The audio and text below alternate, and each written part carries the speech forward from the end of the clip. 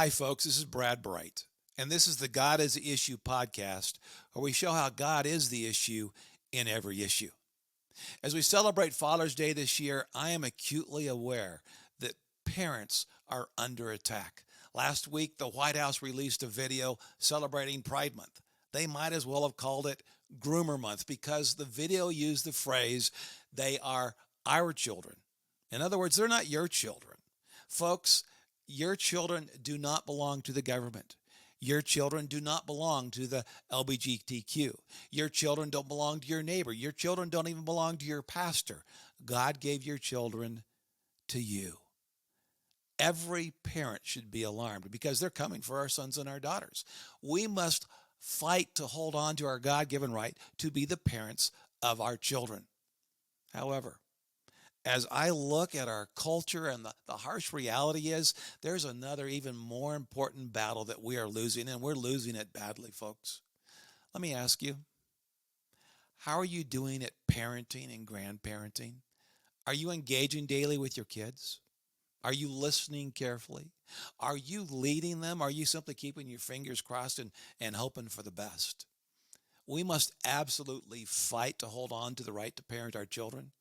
But we must work even harder to guide, mold, and nurture them. In my growing up years were far from normal. Due to my dad's travel schedule, he traveled 80% of the time, and the enormity of his job, my parents had to be creative in their parenting.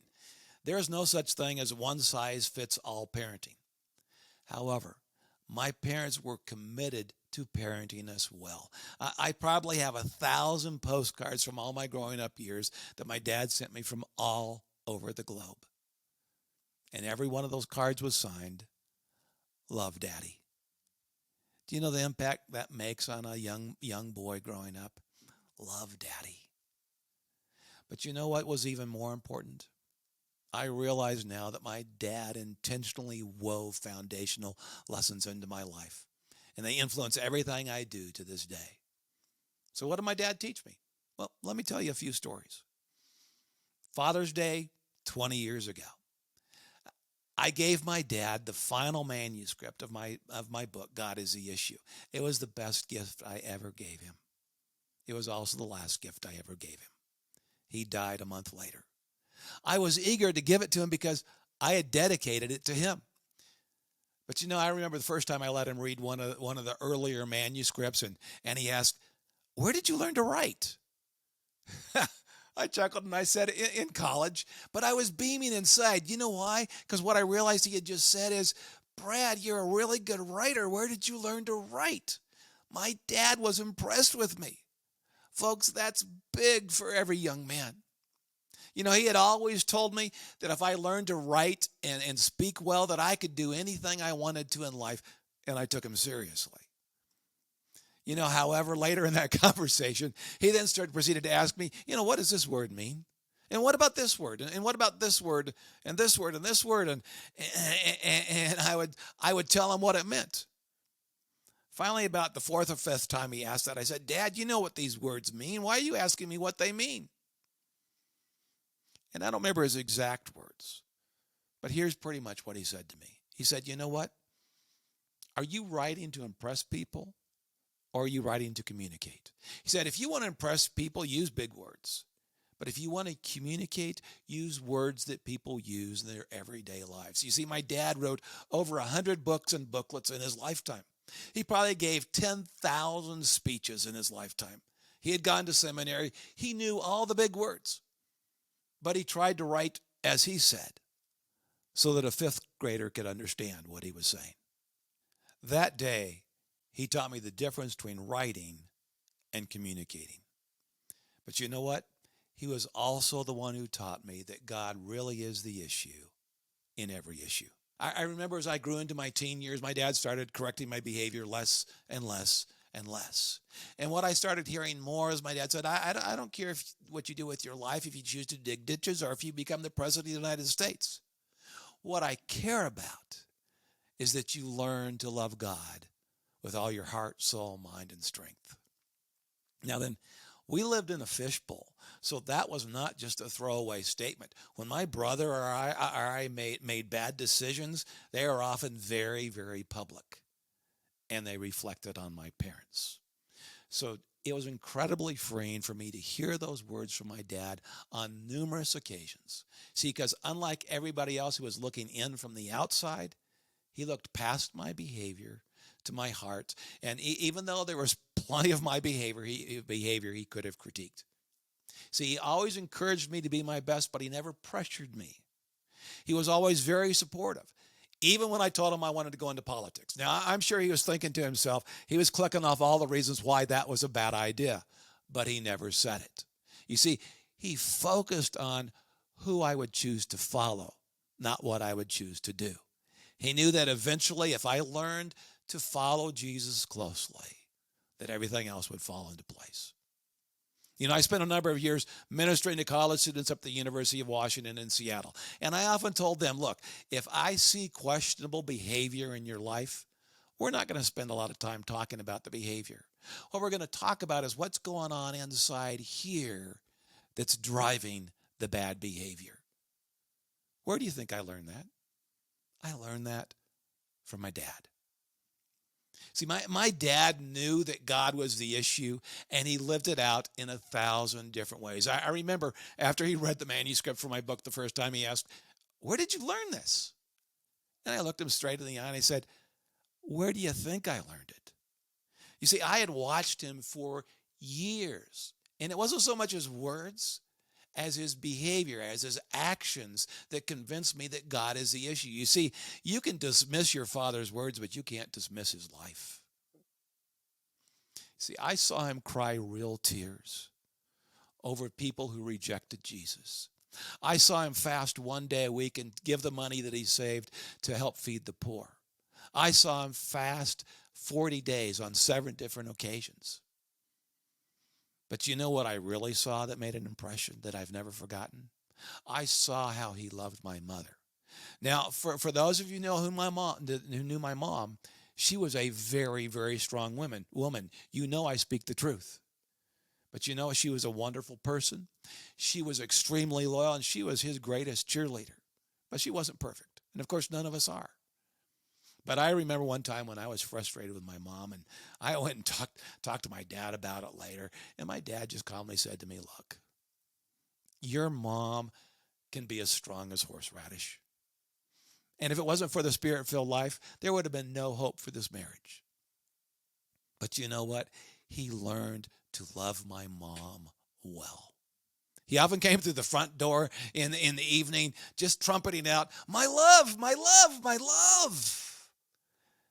And the times that I was with my mom when he came to the door, I could just see her heart melt. She would just beam. You see, God was at the center of everything my dad said and did. He was at the center of our family. He was at the center of their marriage. The first and last thing my dad did every day was to get on his knees. My dad traveled about 80% of the time for probably 50 years. And he traveled to tell everyone who would listen about the love of Jesus. You know, after college, I decided I wanted to spend some time with my dad.